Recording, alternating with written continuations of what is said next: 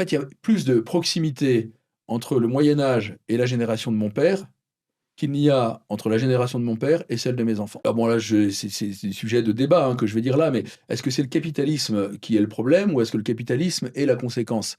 C'est-à-dire qu'à partir du moment où on dit que chaque individu ait sa propre finalité et que l'humanité ait sa propre finalité, on va automatiquement aboutir sur des modèles économiques comme le capitalisme ou industriel, où en fait on veut amasser, on veut s'enrichir, donc c'est la conséquence d'un mode de pensée. Ouais. Et pour moi, ce n'est pas la cause. Vraiment, on a quitté le fonctionnement du vivant, même si, encore une fois, les anciens n'étaient pas meilleurs que nous en termes d'individus, mais par contre, en termes de peuple, oui, il y avait cette vision-là. Donc pour moi, c'est une accélération radicale, mais à un niveau, on vit une période fabuleuse.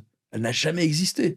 En fait, il y a plus de proximité entre le Moyen Âge et la génération de mon père qu'il n'y a entre la génération de mon père et celle de mes enfants. Et là, avec l'illusion du numérique, qui n'est qu'une illusion dessus, on a des jeunes qui sont complètement hors sol, et on a accéléré complètement cet individualisme, c'est-à-dire que l'individualisme a généré un modèle qui lui-même accélère l'individualisme par la société de consommation, Oui. ce qu'on appelle le modèle performateur, c'est-à-dire que ça se génère lui-même. Les supermarchés aujourd'hui, on peut retirer tous les dirigeants, il est capable de fonctionner par lui-même, parce que de toute façon, la finalité va être l'augmentation des marges, du profit, etc.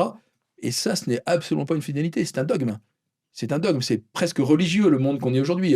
La construction de l'Europe politique est une vision idéologique et religieuse qui est basée sur cette question de libre-échange, Mondialisation. Il y a des choses intéressantes sur le libre-échange. Je ne veux pas être radical dans cette affaire-là. Enfin, c'est surtout la question de la maximisation de l'intérêt personnel.